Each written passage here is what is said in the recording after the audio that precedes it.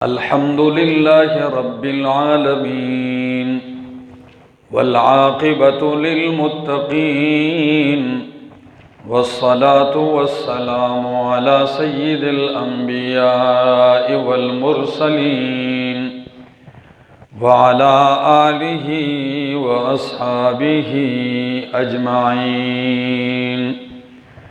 أما بعد فأعوذ بالله من الشيطان الرجيم.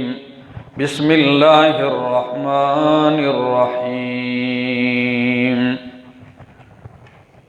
يا أيها الرسول بلغ ما أنزل إليك من ربك وإن لم تفعل فما بلغت رسالته والله يعصمك من الناس.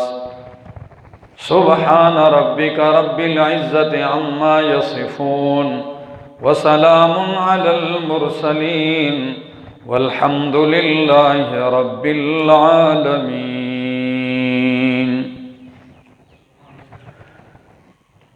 بے انتہا بار شکر ہے اس مالک کا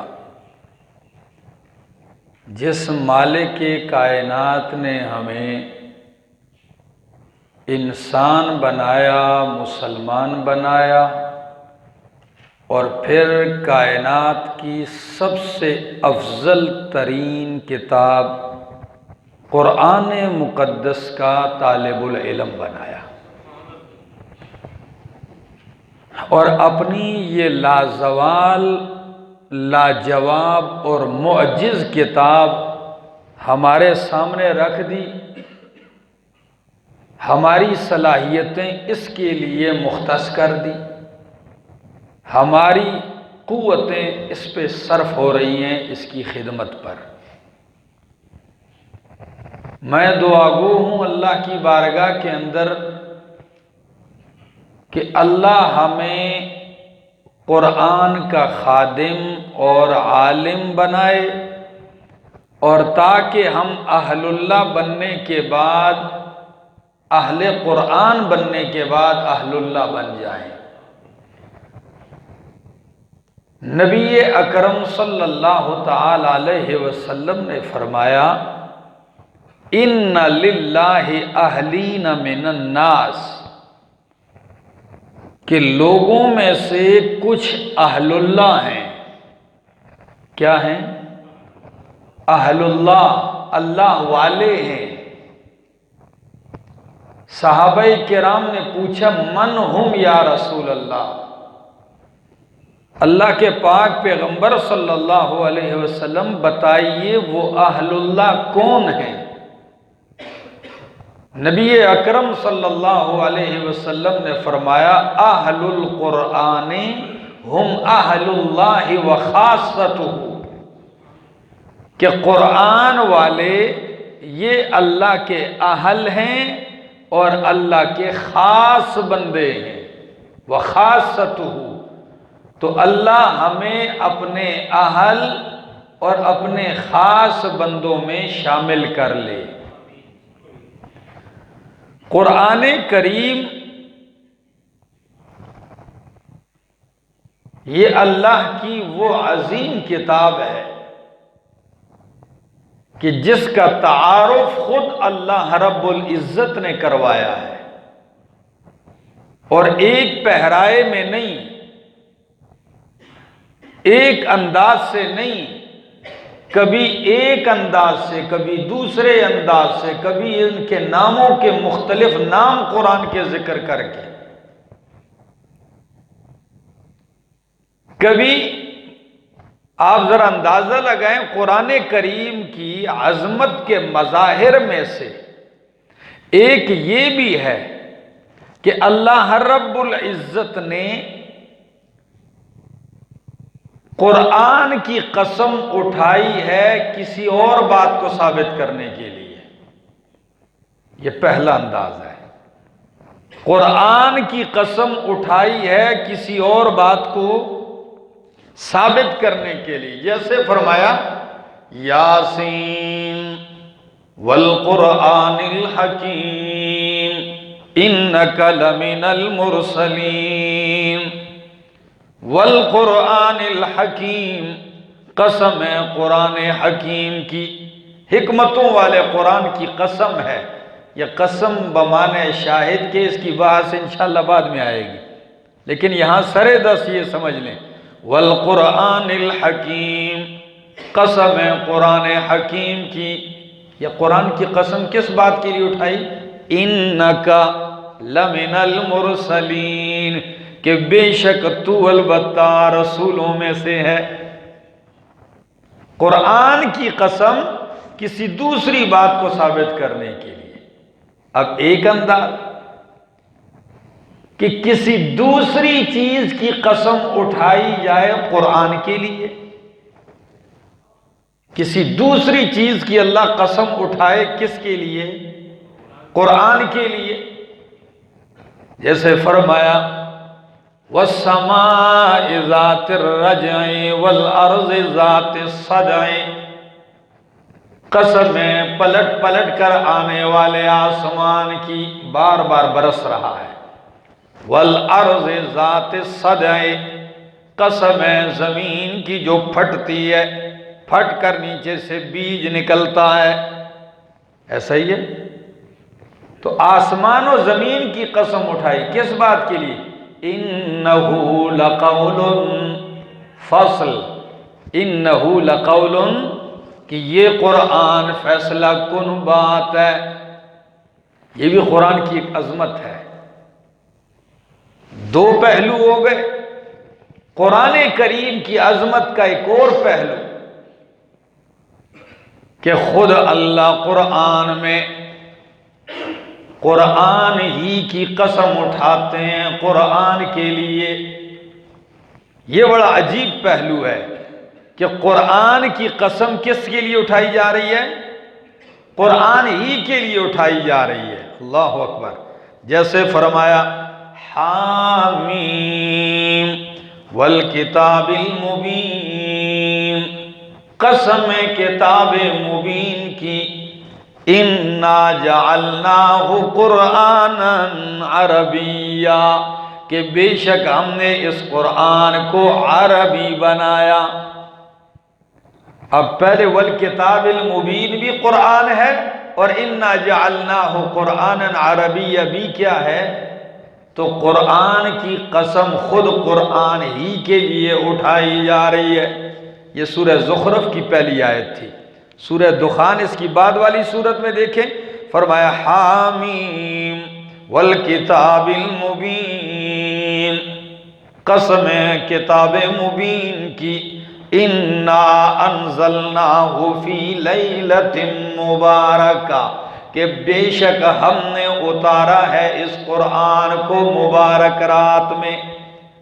قرآن کی عظمت، قرآن سے قرآن کی قسم اٹھائی قرآن کے لیے۔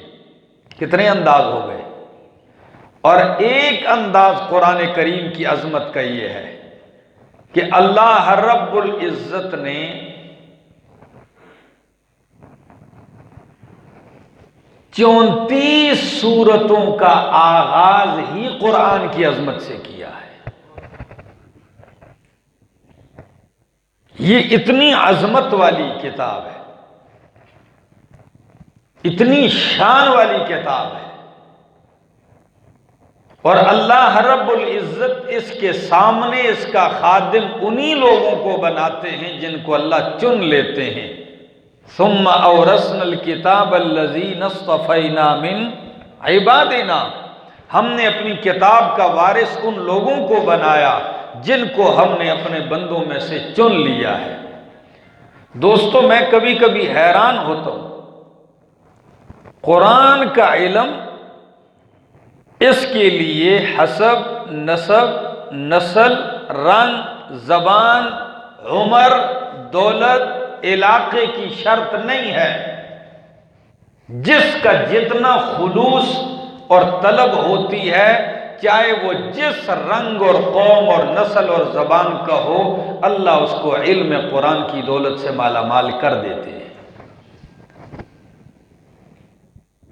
وہ کون سا درس قرآن ہوگا دنیا میں کہ ایک مفسر قرآن کا درس دے اور عبداللہ ابن عباس رضی اللہ تعالیٰ عنہ کا ذکر نہ کرے؟ یہ نہیں ہو سکتا۔ روئے زمین پہ جہاں قرآن کریم کا درس ہوگا وہاں سیدنا عبداللہ ابن عباس رضی اللہ تعالی عنہ کا ذکر ہوگا۔ کتنی عمر میں؟ 13 سال ان کی عمر تھی جب نبی علیہ السلام دنیا سے رخصت ہو رہے ہیں۔ کتنی عمر؟ 13 سال۔ آپ 13 سال کے لڑکے کو پہلی صف میں کھڑا ہونے کی اجازت نہیں دیتے، کہتے ہیں کہ بچے پیچھے چلے جاؤ۔ لیکن اس عمر میں خود کہتے ہیں اللہ کی قسم مجھے پتا ہے کہ قرآن کی کون سی آیت کب اتری ہے، کہاں اتری ہے، کس کے بارے میں اتری ہے، سفر میں اتری ہے، حضر میں اتری ہے، دن میں اتری ہے، رات میں اتری ہے، گرمی میں اتری ہے، سردی میں اتری ہے، دھوپ میں تھی یا بارش کا موسم تھا، ہر آیت کے بارے میں جانتا ہوں۔ حضرت عمر رضی اللہ تعالی عنہ اپنے دور خلافت میں بدریین کو الگ رکھتے تھے۔ بھئی اللہ کے پاک پیغمبر صلی اللہ علیہ وسلم بھی ان کو نمایاں نظر سے دیکھتے، لیکن ابن عباس کو ان کے درمیان بٹھاتے تھے۔ تو صحابہ کرام نے پوچھا کہ یہ تو ہمارے بچوں کے عمر کا ہے، ہمارے بچے بھی ان سے بڑی عمر والے ہیں، آپ ان کو ہمارے درمیان ہمارے برابر بٹھاتے ہیں۔ فرمایا میں نہیں، ان کو رب کے قرآن نے آپ کے برابر بٹھایا، یہ مرتبہ ان کو کتاب مقدس کی وجہ سے ملا ہے، قرآن کی وجہ سے۔ یہ چیزیں آپ ذہن سے نکال لیں کہ خادم قرآن مولوی کا بچہ ہوگا تو وہ قرآن کا خادم بنے گا، عالم کا بچہ ہوگا تو وہ قرآن کا علم پڑھے گا اور دنیا میں کوئی کمال حاصل کر جائے گا، نہیں، یہ چیزیں ذہن سے نکال لو۔ ڈاکٹر کا بچہ ڈاکٹر بنے، انجینئر کا بچہ انجینئر بنے، یہ ضروری نہیں ہے۔ جو محنت کرتا ہے اور کوشش کرتا ہے رب اسے نواز دیتے ہیں، عطا کر دیتے ہیں۔ ہمیں اللہ نے اپنی کتاب کے سامنے بٹھا دیا، پہلے دن ہی سے دل میں یہ تہیہ کر لیں کہ انشاءاللہ العزیز اپنے اوقات کو کتاب اللہ کی سیکھنے ہی میں صرف کریں گے، سیکھیں گے۔ نمبر 2، نیت خالص کر لو۔ اگر کوئی فرق درک ہے وہ ابھی سے کیا کر لو، نکال لو، خلوص سے نیت کے ساتھ بیٹھ جاؤ۔ اور دوسری بات، یہ دل، اللہ نبی علیہ السلام نے فرمایا تعرض الفتن علی القلب، دل پر فتنوں کی ایسی برسات ہوتی ہے کہ جس طرح تسبیح یا ہار کے دانے ٹوٹتے ہیں تو وہ لگاتار برستے ہیں، پے در پے گرتے ہیں دھاگے سے، ایسے ہی دل کے اوپر فتنوں کی برسات ہوتی ہے۔ تو اپنے دل کو معصیت سے پاک کیجئے، پہلے دن ہی سے توبہ کر لیں، اللہ اگر میرے دل میں وہ صفت موجود ہے جس کی وجہ سے قرآن یہاں ٹھکانہ نہیں پکڑتا، یا وہ صفت موجود ہے کہ جس کی وجہ سے میں قرآن کے علم سے محروم ہو جاؤں، اللہ آج ہی سے میں علی اعلان کرتا ہوں، اللہ میری توبہ ہے، میرے دل کو صاف کر دے، اس کو قرآن کے لیے برتن بنا دے۔ یہ کر کے دیکھ لیں، اس کے بعد دیکھنا کہ قرآن کریم کے حکمتیں اور اسرار اور رموز آپ کے دلوں میں آتے ہیں کہ نہیں آتے، اور اپنے دلوں سے غرور، تکبر، بڑائی یہ اتار دو۔ یہ دو چیزیں جمع نہیں ہو سکتی ہیں۔ سأصرف عن آیاتی الذین یتکبرون فی الارض، اللہ فرماتے ہیں میں ان لوگوں سے اپنی آیتیں پھیر لیتا ہوں جو زمین میں تکبر کرتے ہیں ناحق. اور کتنی ہی عجیب بات لکھی ہے علماء کرام نے کہ اب اللہ ان یکرم قلوب البطالین بمکنون حکمت القرآن. اللہ نے اس بات سے انکار کر دیا کہ باطل پرستوں کے دلوں کو یہ اعزاز بخشے کہ وہ قرآن کی چھپی ہوئی حکمتوں سے واقف ہو جائیں. نہیں، یعلمون تعلمون کرتے جائیں گے، اوپر پڑھتے جائیں گے، لیکن قرآن کریم کے اسرار اور رموز سے ان کو کوئی فائدہ نہیں ہوگا ساری زندگی. تو اللہ ہمیں حقیقی معنوں میں قرآن کریم کا طالب العلم بنا دے. ہم شروع کرتے ہیں اپنا درس. وقت کی پابندی، اس چیز کا لحاظ ضروری رکھیے اور دعا کریں کہ اللہ رب العالمین ہمارا یہ درس خیر اور عافیت کے ساتھ تکمیل تک پہنچائے.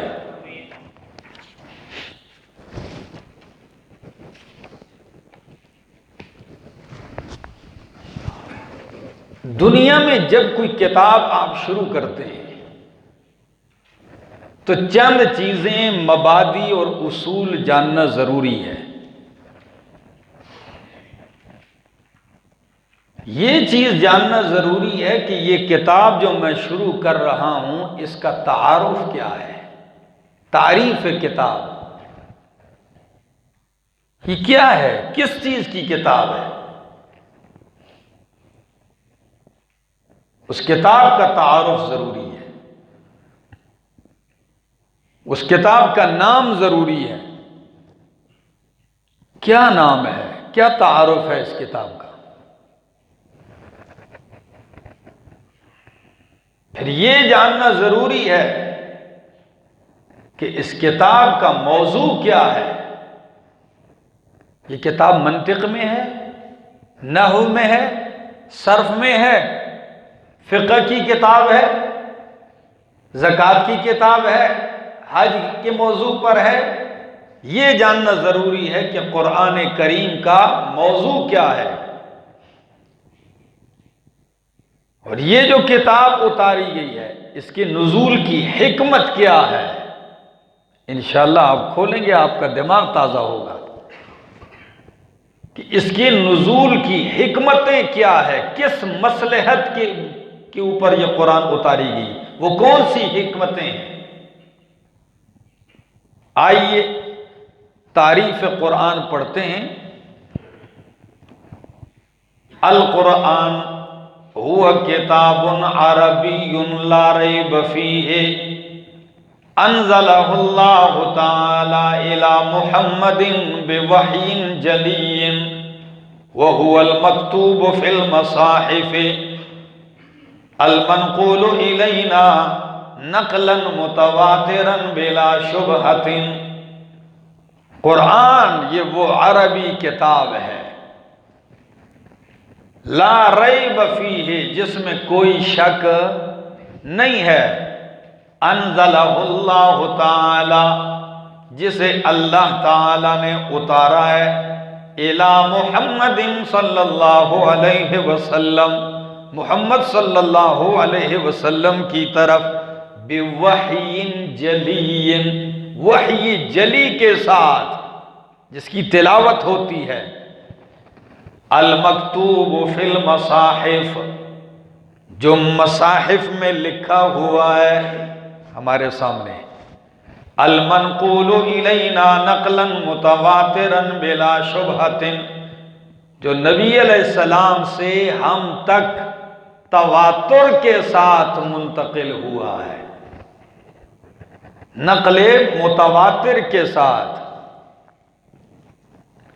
یہ جو تعریف میں نے ذکر کی ہے یہ مجموعہ ہے ان آیات کا جو قرآن کریم کے اندر بکھری ہوئی ہیں، ان کو اکٹھا کیا گیا ہے. یہ تعریف خود قرآن کریم کے اندر بھی ہے. مثلا اللہ جیسے آپ سورۃ الشعراء کھولیے ذرا 19واں پارہ، سورۃ الشعراء آیت نمبر 192۔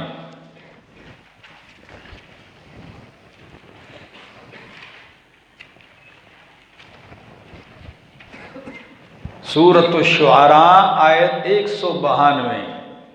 قرآن کی تعریف خود قرآن ہی سے فرمایا وَإِنَّهُ لَتَنزِيلُ رَبِّ الْعَالَمِينَ نزل به الروح الامین علی قلبک لتکون من المنذرین بلسان عربی مبین وإنه لفی زبر الاولین وإنه لتنزیل رب العالمین، اور بے شک یہ قرآن البتہ اتارا گیا ہے رب العالمین کی طرف سے، نزل بہ الروح الامین، لے کر آیا ہے اس کو، اتارا ہے روح الامین نے، جبریل امین نے، علی قلبک، آپ کے دل پر، لتکون من المنذرین، تاکہ ہو جائیں آپ ڈرانے والوں میں سے،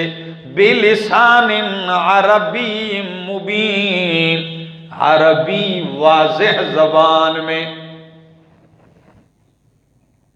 دیکھا تعریف کے کئی الفاظ اس میں موجود ہیں۔ اسی طرح آپ ذرا کھولیں سورۃ طٰہٰ 16واں پارہ آیت نمبر 4، سورۃ طٰہٰ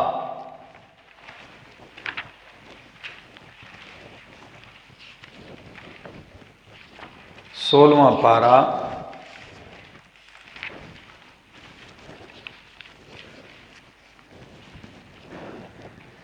دیکھیے قرآن خود ذکر کرتا ہے تنزیلا ممن خلق الارض والسماوات العلا، تنزیلا ممن خلق الارض والسماوات العلا، اتارا گیا ہے یہ قرآن اس ذات کی طرف سے جس نے پیدا کیا زمین کو اور بلند و بالا آسمان۔ ایسے ہی سورۃ طٰہٰ آیت 113 دیکھ لیجیے ذرا، یہی سورۃ طٰہٰ اس کی آیت 113 دیکھ لیجیے۔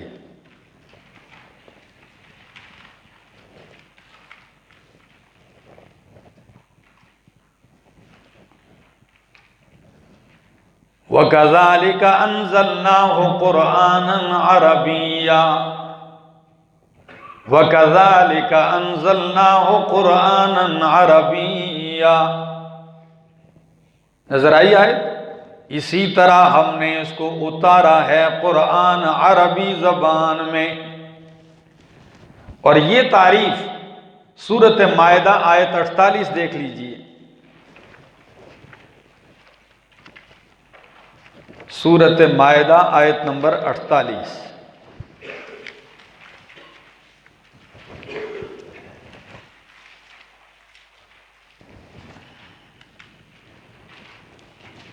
وَأَنزَلْنَا إِلَيْكَ الْكِتَابَ بِالْحَقِّ مُصَدِّقًا لِمَا بَيْنَ يَدَيْهِ مِنَ الْكِتَابِ وَأَنزَلْنَا إِلَيْكَ الْكِتَابَ، اور اتارا ہے ہم نے آپ کی طرف کتاب کو، بالحق، کس کے ساتھ؟ حق کے ساتھ، اظہار حق کے لیے۔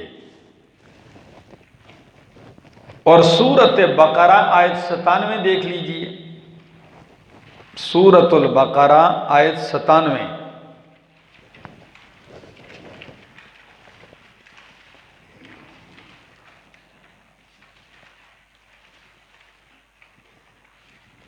میں ذرا پڑھتا ہوں، قُلْ مَنْ كَانَ عَدُوًّا لِجِبْرِيلَ فَإِنَّهُ نَزَّلَهُ عَلَى قَلْبِكَ بِإِذْنِ اللَّهِ مُصَدِّقًا لِمَا بَيْنَ يَدَيْهِ وَهُدًى وَبُشْرَى لِلْمُؤْمِنِينَ۔ قل کہہ دیجئے جو کوئی ہو دشمن جبریل کا، تو جبریل کا تو قرآن نہیں ہے، فَإِنَّهُ نَزَّلَهُ عَلَىٰ قَلْبِكَ بِإِذْنِ اللَّهِ، پس بے شک اس نے تو قرآن اتارا ہے آپ کے دل پر، نَزَّلَهُ عَلَىٰ قَلْبِكَ بِإِذْنِ اللَّهِ، اللہ کے حکم سے۔ بہت ساری آیات ہیں، تو اوپر آپ نے کہا المکتوب فی المصاحف، تو اس کے لیے آپ سورۃ البینہ ذرا کھولیے 30واں پارہ، اور سورۃ عبسہ آیت 13۔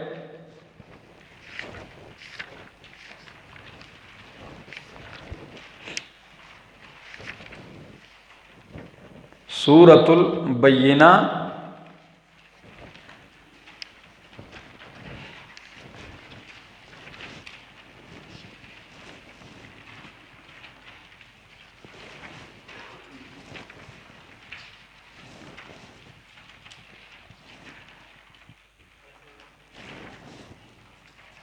پڑھ لیں۔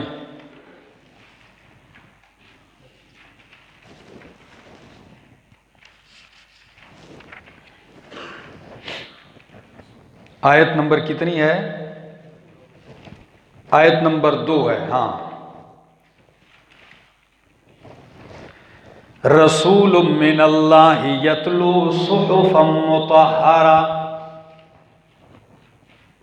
لم یکن الذین کفروا من اہل الکتاب والمشرکین منفکین حتی تأتیہم البینہ۔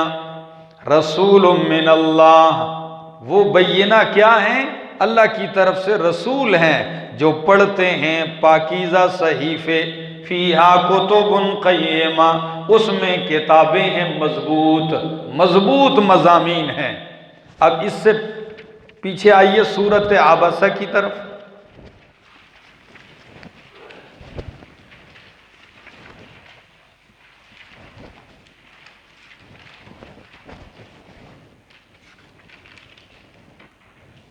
اس میں فرمایا فی صحف مکرمہ مرفوعۃ مطہرہ بأیدی سفرہ کرام بررہ۔ قرآن کا ذکر ہے، فرمایا فمن شاء ذکر، جو چاہے قرآن سے نصیحت حاصل کر لے۔ قرآن کہاں ہے؟ فی صحف مکرمہ، عزت والے صحیفوں میں، مرفوعۃ مطہرہ، بلند و بالا پاکیزہ صحیفوں میں، بِأَيْدِي سَفَرَةٍ، جو لکھنے والوں کے ہاتھ میں ہیں، فرشتے مراد ہیں، کرام بررہ، جو بہت عزت والے نیک ہیں۔ اب آپ دیکھ لیں کہ یہ ہے تعارف قرآن۔ اور بھی کئی آیات ہیں، سورہ نحل آیت 102 بھی ہے۔ تو قرآن وہ اللہ کی کتاب ہے جو جس میں کوئی شک نہیں، جو اللہ نے نبی پاک صلی اللہ علیہ وسلم تک وحی جلی کے ساتھ اتاری ہے، جو مصاحف میں لکھی ہوئی ہے، جو ہم تک نقل متواتر کے ساتھ منقول ہے، اور اس میں کوئی شبہ نہیں ہے۔ اب آتے ہیں اسماء القرآن الکریم۔ قرآن کریم کے نام، اس کتاب کا نام کیا ہے؟ تو اس کا کوئی ایک نام نہیں ہے، اللہ نے اپنی اس کتاب کو مختلف ناموں سے یاد کیا ہے۔ اس کی عظمت کی وجہ سے دو قاعدے ہیں: کثرت الاسماء تدل علی شرف المسمى، جس کے نام زیادہ اس کی عظمت زیادہ۔ ناموں کی اکثریت عظمت پہ دلالت کرتی ہے، یہ ایک قاعدہ ہے۔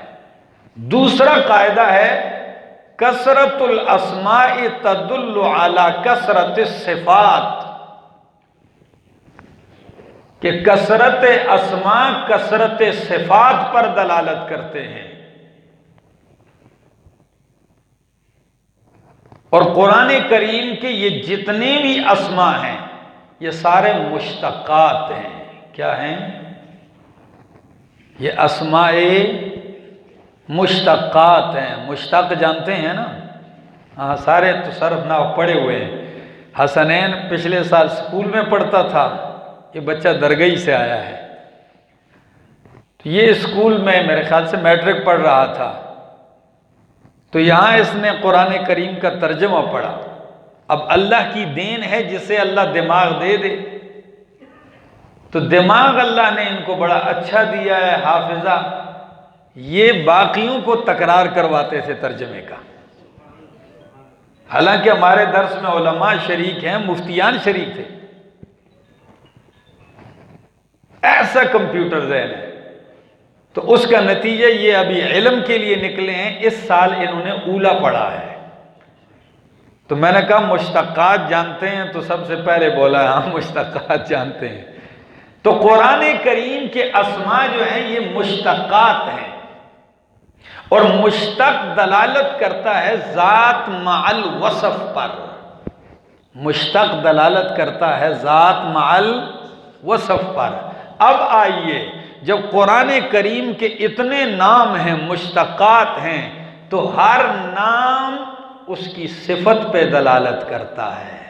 مختلف نام مختلف صفت پہ دلالت کرتا ہے. میرے شیخ میرے استاد مثال دیتے تھے کہ جی یہ فلاں بندہ یہ مفتی بھی ہے، عالم بھی ہے، قاری بھی ہے، مدرس بھی ہے. تو اب آپ کہیں گے ایک ہی آدمی قاری، عالم، مفتی، مدرس، یہ کیا ہے؟ یہ اتنے نام. بھئی ہر نام اس کی الگ صفت پہ دلالت کرتا ہے.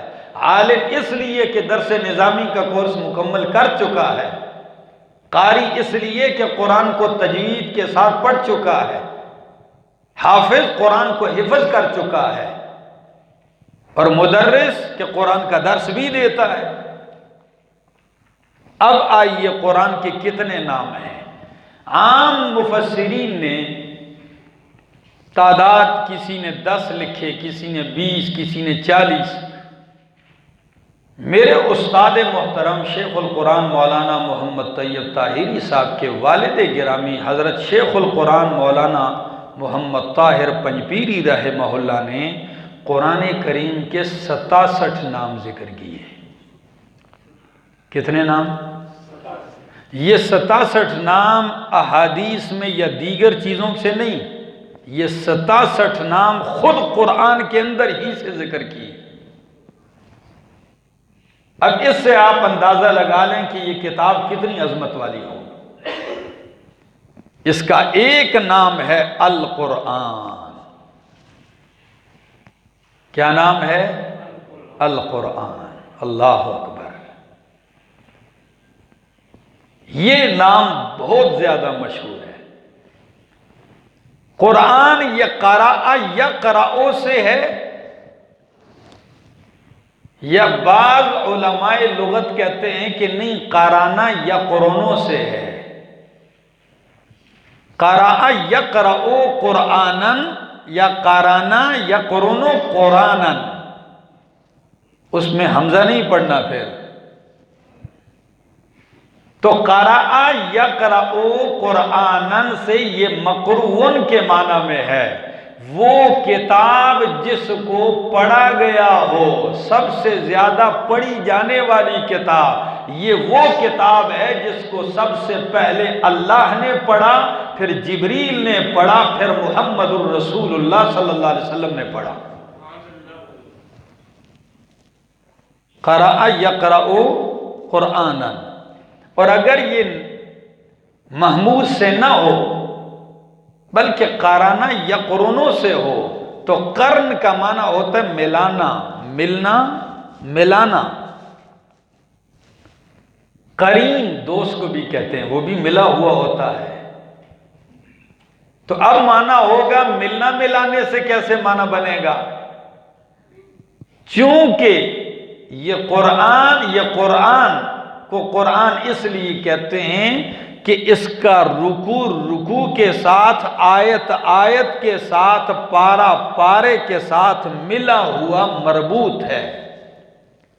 اے مقرون بعضہ ببعض، قرآن کا بعض بعض کے ساتھ کیا ہے؟ مقرون ہے، یہ نہیں ہے بے ربط کلام۔ کئی مفسرین جب قرآن کریم کا ربط ان کے لیے ذرا مشکل ہو جاتا ہے، وہ کہتے ہیں ربط ضروری بھی نہیں ہے، کہتے ہیں بس کیف متفق، جو بات جدھر فٹ ہونی چاہیے ادھر اس کو ادھر فٹ کر دیا ہے۔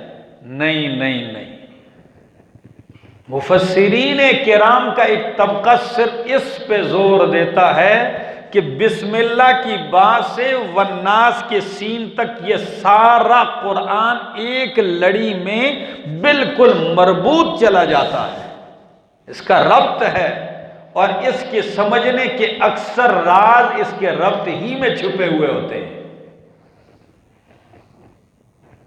تو قرآن کریم کا ایک نام قرآن ہے، اور یہ نام بھی ذکر ہے، فرمایا ان ھذا القرآن یہدی للتی ہی اقوم، سورۃ الواقعہ میں فرمایا انہ لقرآن کریم، لقرآن، آیت نمبر 77 سورۃ الواقعہ۔ قرآن کا دوسرا نام ہے الکتاب، کیا؟ معرف باللام، یعنی الکتاب، کامل کتاب۔ تو دنیا میں کامل کتاب کہلوانے کے لائق اگر کوئی کتاب ہے تو وہ اللہ ہی کی کتاب ہے۔ فرمایا الف لام میم ذالک الکتاب، ذالک الکتاب۔ اور کتب یکتب، اس کا معنی ہوتا ہے لکھنا، اور کتابت لغت میں جمع ہونے کو کہتے ہیں، جمع کرنے کو۔ کس کرنے کو کہتے ہیں؟ جمع کرنے کو کہتے ہیں۔ تو کتاب کو بھی کتاب اسی لیے کہتے ہیں کہ اس میں کئی مضامین کیا ہوتے ہیں؟ جمع ہوتے ہیں۔ اور لکھنے کو بھی کتابت اس لیے کہتے ہیں کہ اس میں حروف جمع ہوتے ہیں۔ کیا ہوتے ہیں؟ حروف جمع ہوتے ہیں۔ تو یہ الکتاب ہے، سورہ بقرہ آیت 2۔ قرآن کریم کا تیسرا نام ہے اللہ تو راضی ہے، الکلام۔ کیا نام ہے؟ سورۃ توبہ آیت نمبر 6۔ وَإِنْ أَحَدٌ مِّنَ الْمُشْرِكِينَ اسْتَجَارَكَ فَأَجِرْهُ حَتَّى يَسْمَعَ كَلَامَ اللَّهِ۔ لڑائی ہے، کوئی مشرک پناہ لے لیتا ہے آپ سے، فرمایا اس کو پناہ دے دو یہاں تک کہ وہ اللہ کا کلام یعنی قرآن سن لے۔ تو کتاب اللہ کا نام ایک کیا ہے؟ الکلام۔ اس کو الکلام اس لیے کہا کہ یہ اللہ کا کلام ہے۔ اور قرآن کا ایک نام ہے النور۔ کیا چیز؟ نور، اجالا۔ جس طرح نور کے بغیر، اجالے کے بغیر، رات کے اندھیرے میں بالکل سیاہ اندھیرا ہو، کسی شخص کے پاس آپ کوئی کپڑا لا کے دے دیں، کتاب لا کے دیں، بولو اس کا کیا رنگ ہے، اس کو پتہ چلے گا؟ اس کو سیاہ بھی سیاہ نظر آئے گا، سرخ بھی سیاہ نظر آئے گا، سفید بھی سیاہ نظر آئے گا، اندھیرا ہے۔ اسی طرح قرآن کے بغیر کسی کو حق باطل، سچ جھوٹ، توحید شرک کا پتہ، یہی وہ اجالا ہے جس کے آنے کے بعد ساری چیزوں میں آپ کو حق نمایاں نظر آئے گا، اللہ کا راستہ نظر آئے گا۔ اس کے لیے فرمایا سورہ نساء آیت 172،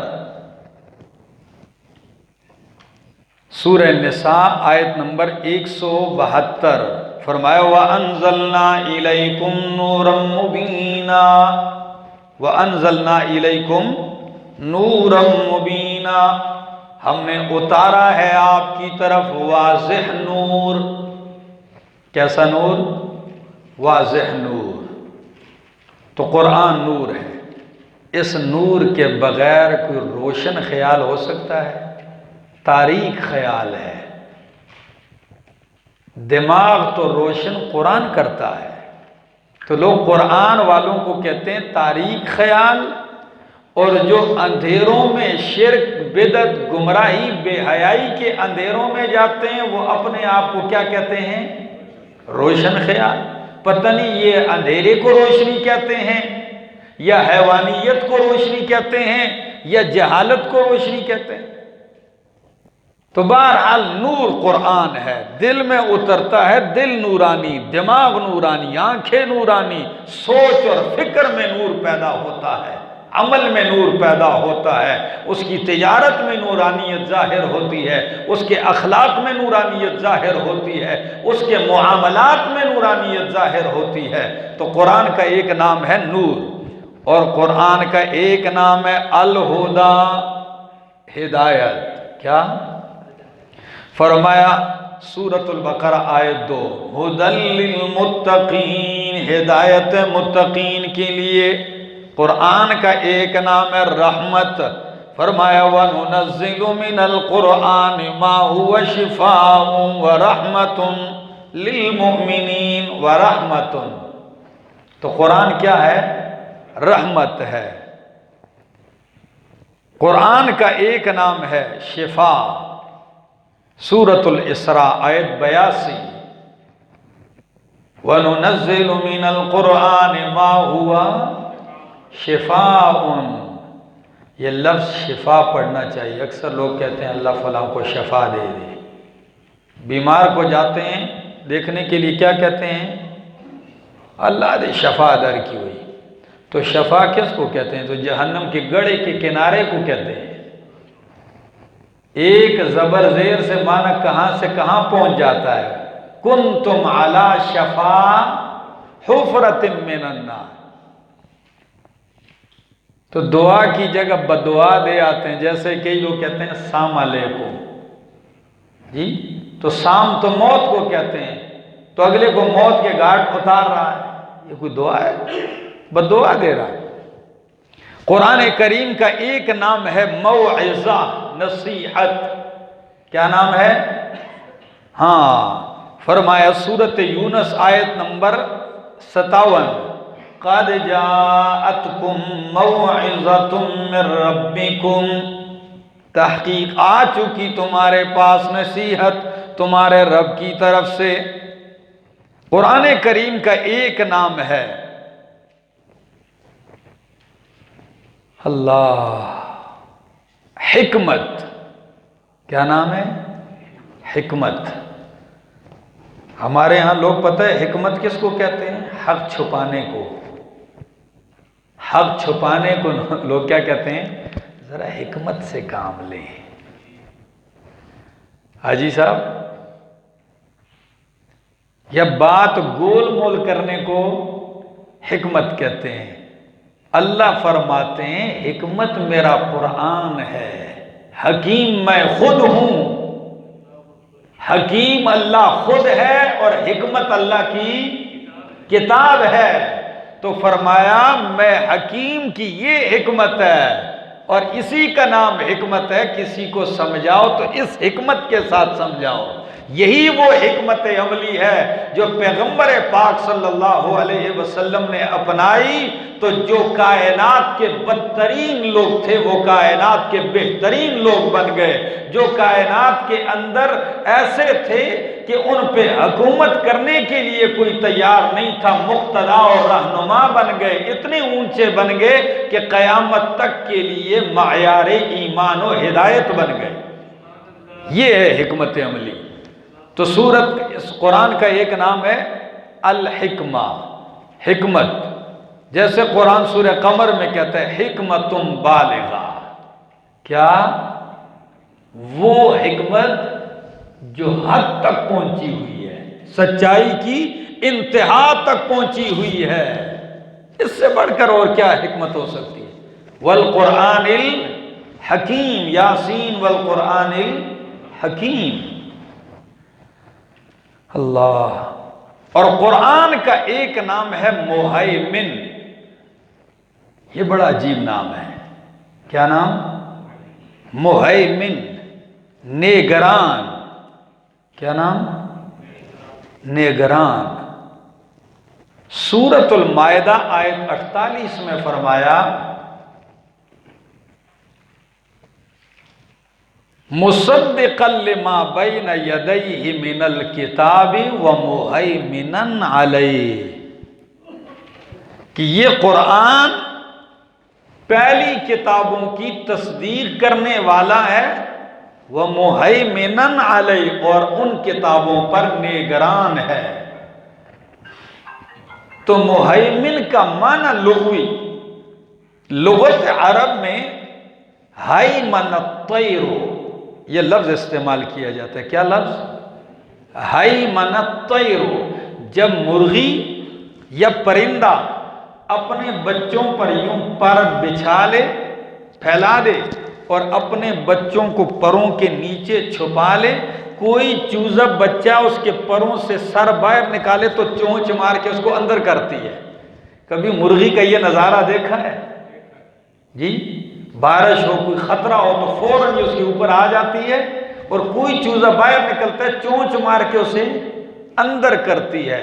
قرآن کے لیے فرمایا مہیمنن علیہ، کائنات کی کتابوں پر نگران ہے اور کنٹرول کرتی ہے. کوئی کتاب کسی حد سے تجاوز کرتی ہے، قرآن گرفت کر لیتا ہے. ادھر گرفت، یہ باہر جا رہی ہے، روکو اس کو. یہ بات حد سے متجاوز ہو رہی ہے، اسے روکو. قرآن کریم کا ایک نام ہے مبارک. کیا؟ مبارک. مبارک اللہ ہے. را کے کسرہ کے ساتھ، زیر کے ساتھ، اس کا معنی ہوتا ہے برکت دینے والا. تو برکت دینے والا کون ہے؟ اللہ ہے. اور را کے زبر کے ساتھ ہو مبارک، جس میں برکتیں خیر رکھی ہو. اب برکت کیا ہے یہ تو انشاءاللہ جب ہم نفی شرک فی البرکات کے اوپر بحث کریں گے اپنے مقام پہ تو آپ کو بتاؤں گا. لیکن اتنی بات ضرور یاد رکھ لیں کہ برکت کا معنی ہے النماء مع الخیر. النماء، کسی چیز کا خیر کے ساتھ بڑھنا. کس کے ساتھ بڑھنا؟ خیر کے ساتھ بڑھنا. اب شر پھیلتا جائے اس کو برکت کہیں گے؟ جی، شر پھیل جائے، مصیبت بڑھتی جائے، اس کو کوئی برکت نہیں کہتے. ٹھیک ہے نا؟ برکت خیر کی کثرت اور بڑھنے کو کہتے ہیں. تو فرمایا کتاب انزلناہ الیک مبارک، سورہ صاد آیت 29. کتاب انزلناہ الیک مبارک لیدبروا آیاتہ، یہ کتاب ہے، کتاب انزلناہ مبارک. طلباء بیٹھے ہیں، یہ بھی ایک عجیب سی بات ہے. ہمارے علماء مفسرین جو قرآنی نحو سے بحث کرتے ہیں وہ کہتے ہیں کتاب انزلناہ الیک مبارک، یہ کتاب کیا ہے؟ یہ مبتدا ہے یا خبر ہے؟ تو اکثر نحو والے مفسرین کہتے ہیں کہ یہ خبر ہے مبتدائے محذوف کی. کس کی؟ یعنی اے ھذا کتاب، کتاب اے یعنی ھذا کتاب، ہوا کتاب، ہوا مبتدا. ٹھیک، وہ کتاب ہے. لیکن علامہ ابن عاشور اپنی تفسیر التحریر والتنویر میں وہ کہتے ہیں نہیں، اس کو خبر بنانے کی ضرورت ہی نہیں. وہ کہتے ہیں یہی مبتدا ہے. کیا؟ اور یہ بات مجھے بڑی عجیب لگی ہے. وہ کہتے ہیں یہی مبتدا ہے، اس کی دو خبریں بعد میں. وہ کیا؟ کتاب انزلناہ الیک، انزلناہ ایک خبر، اور مبارکن خبر ثانی، کتاب مبارکن. ھذا کتاب کہنے کے بجائے یا ہوا کتاب کہنے کے بجائے وہ کیا کہہ رہے ہیں؟ کتاب مبارکن، یہ دوسری خبر ہے، کتابن یہ کتاب ہے، انزلناہ ایک خبر، مبارکن دوسری خبر۔ تو مبارک کتاب، کون سی برکت ہے اس میں؟ اس میں آپ کی دنیا اور آخرت کی برکتیں ہیں، دنیا اور آخرت کی خیر اللہ نے اس کتاب میں رکھی ہے۔ آخرت کی خیر تو سارے آپ پڑھتے ہی رہتے ہیں، اس کے اندر دنیا کی بھی خیریں ہیں، آپ کی بھلائی اس میں ہے، آپ کی ہدایت اس میں ہے، یہ برکت نہیں ہے؟ رب کی پہچان اس میں ہے، کیا یہ اس کی برکات میں سے نہیں ہے؟ دنیا کے اندر اگر اس کا قانون نافذ ہو جائے تو امن ہی امن ہو جائے، یہ خیر نہیں ہے اس میں؟ امام راضی رحمہ اللہ خادم قرآن تھے نا، تو تفسیر لکھنے کے دوران یہ حالت تھی کہ گھر میں کھانا پکانے کا 1 روپیہ بھی نہیں تھا، قلم لینے کے بھی پیسے نہیں ہیں، لیکن میرے شیخ فرماتے ہیں جس دن قرآن کی تفسیر مکمل کی، ابھی مکمل نہیں ہوئی تھی کہ اللہ نے اتنا نواز دیا کہ اس صوبے کا گورنر امام راضی کا مقروض تھا۔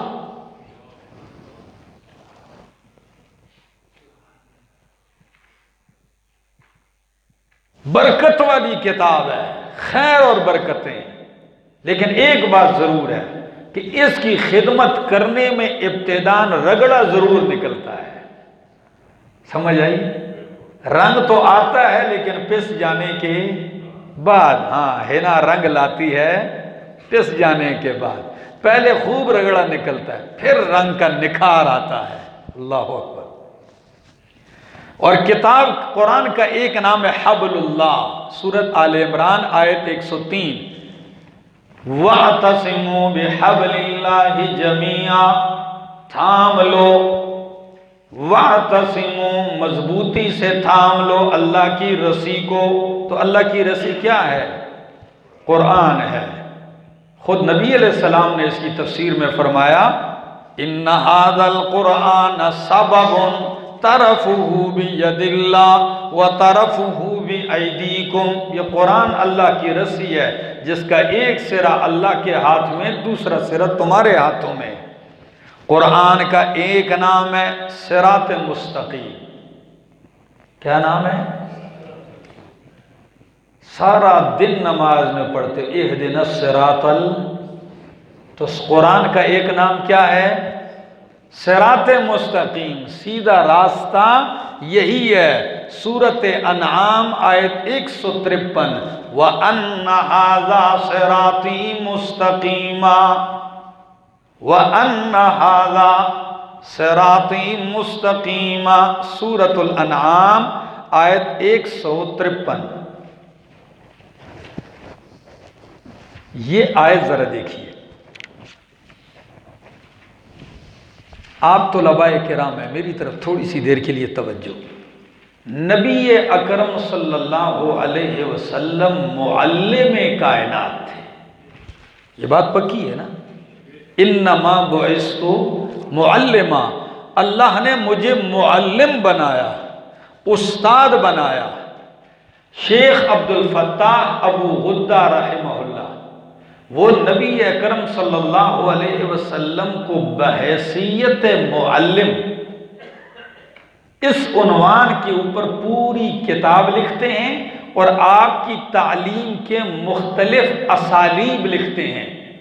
جب ایک استاد اسکول میں، مدرسے میں، کلاس میں پڑھاتا ہے تو وہ دیکھتا ہے کہ آج سمجھانے کا یہ پہلو ہے، یہ پہلو ہے، قربان جاؤں اس معلم کائنات کے سمجھانے پر یہ آیت سمجھائی اور انتہا کر دی۔